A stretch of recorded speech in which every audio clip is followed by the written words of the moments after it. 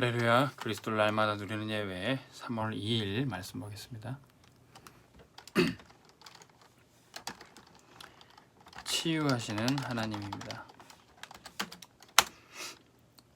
하나님은 과연 우리의 질병을 치유하실 수 있습니까?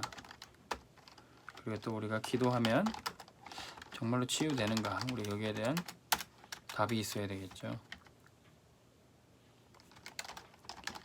창조주 하나님은 이 세상을 만드시고 저와 여러분들 사람을 만드셨습니다.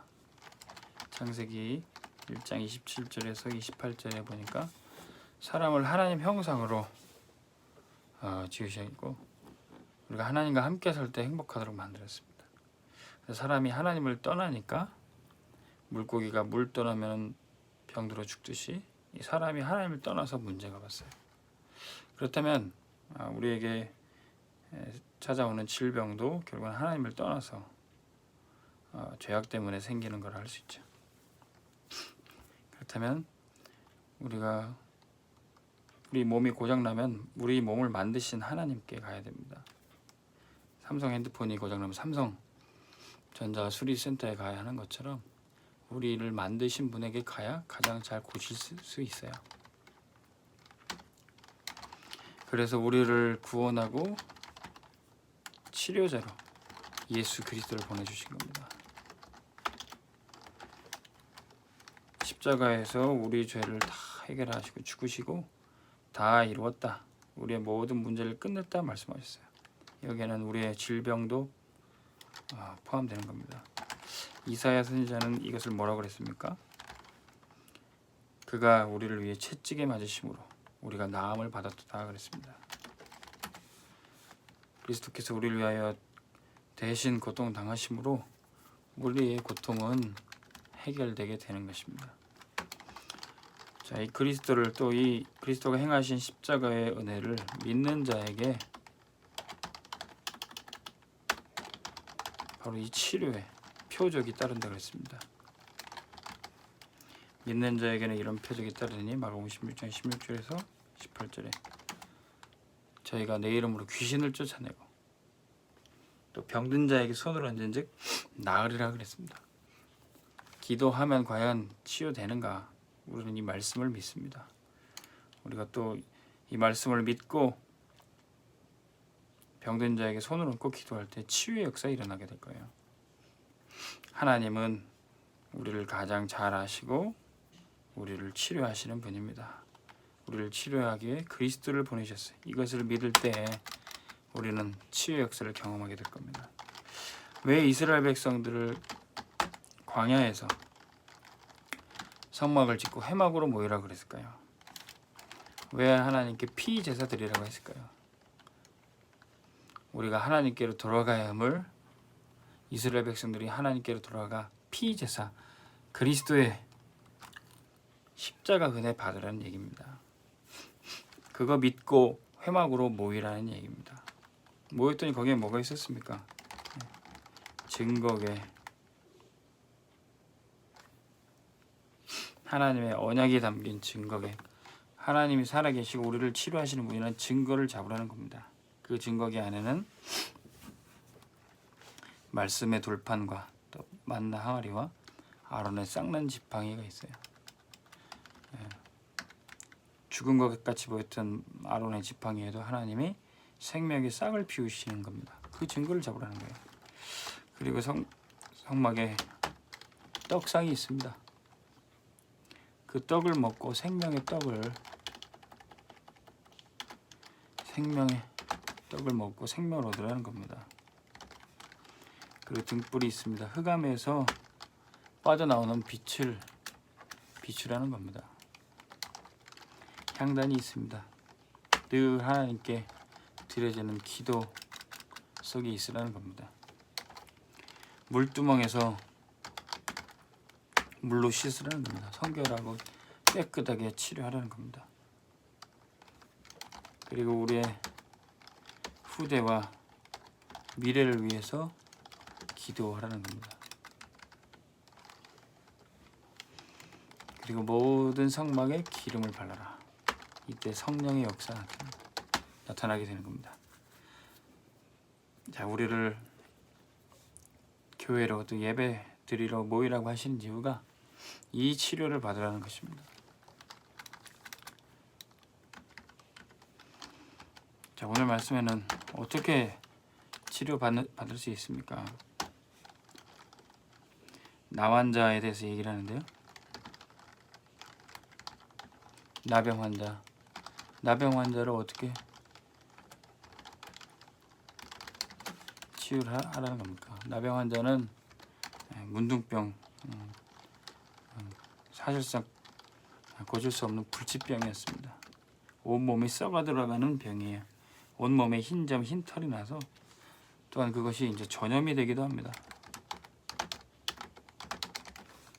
사람은 고칠 수 없고 사람이 막을 수 없는, 마치 지금의 코로나처럼 불치병이고 전염병인데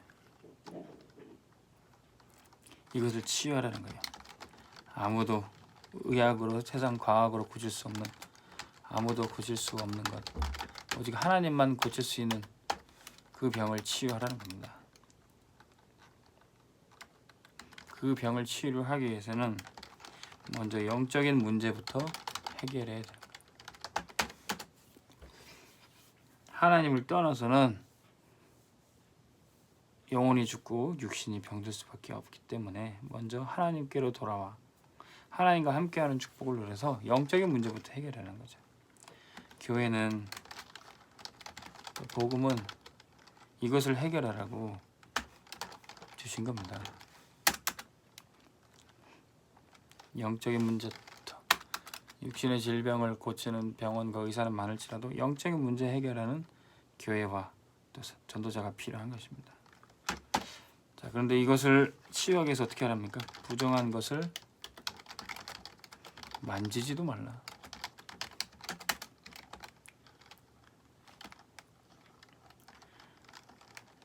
자, 모르고 만졌어요.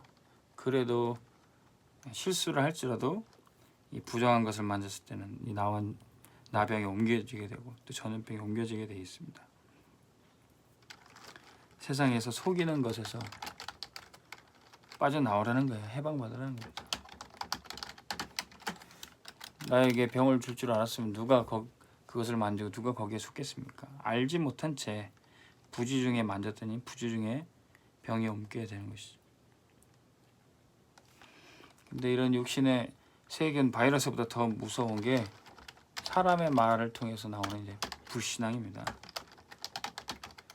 자기도 알지 못한 채 사람의 말을 들었더니 하나님을 믿지 못하게 되고 하나님을 불신하게 되고, 지금 매스컴에 보도되는 그 뉴스를 통해서 교회에 대한 반감이 생기고 복음에 대한 귀를 막고 지금 세상 사람들이 점점 그렇게 되는 것이에요. 우리도 하나님 말씀을 듣지 않고 막 세상 뉴스만 보니까 뭐 예배 드리면 안 될 것 같고 교회에서 점점 멀어지게 되죠. 우리는 사람의 말을 끊고요, 하나님의 말씀에 집중해야 됩니다.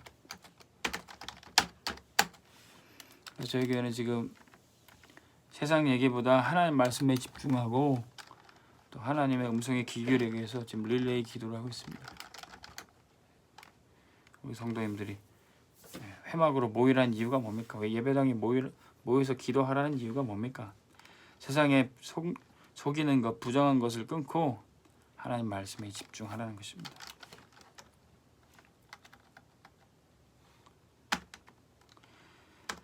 자, 그래서 이 병이 들었거나 또 병이 고쳤는지 확인해서 제사장에게 가서 확인하라는 겁니다.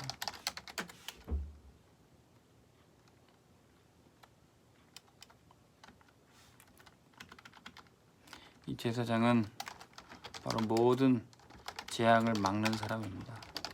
하나님 앞에 피 제사 드림으로 예수 그리스도가 십자가에 죽으신 그 언약을 전달하는 게 바로 이 제사장이죠. 근데 하나님께서는 우리 모두를 왕 같은 제사장으로 불러주신 거예요. 우리가 복음 전달하고 복음 누릴 때 제사장의 축복을 누리게 됩니다. 그러면 아무도 고칠 수 없었던 이 불치병 나병에서도 빠져나오게 되는 겁니다. 운명에서 빠져나올,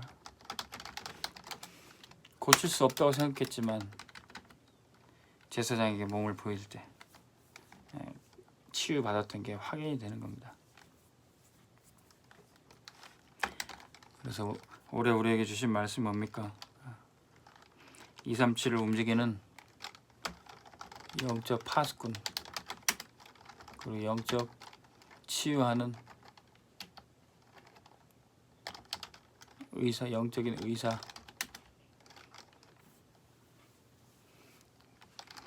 그리고 237을 정복하는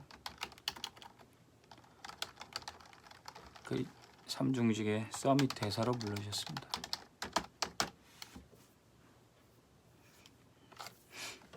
우리가 치유받을 때 영적인 파수꾼의 사명과 서밋의 사명을 감당하게 될 줄로 믿습니다.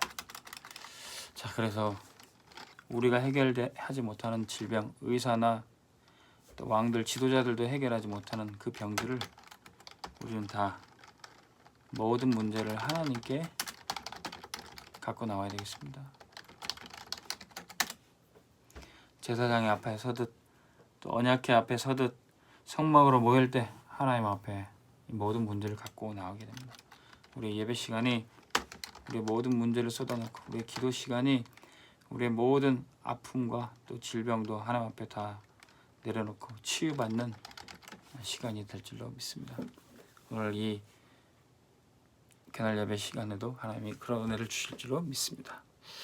하나님 아버지, 이 시간에 하나님과 함께하는 이 시간을 통해서 우리의 영혼과 마음과 생각과 육신이 치유되게 하여 주옵소서. 우리 몸과 영혼을 만드신 주님 가장 잘 고치시고 회복시키실 줄로 믿습니다. 그리스도가 나의 치료자임을 고백합니다. 믿는 자에게는 표적이 따른다고 하셨사오니 우리가 치유받고 모든 성도들 서로 치유할 수 있도록 인도하여 주옵소서. 예수 그리스도 이름으로 기도합니다. 아멘. 치유받으시기 바랍니다.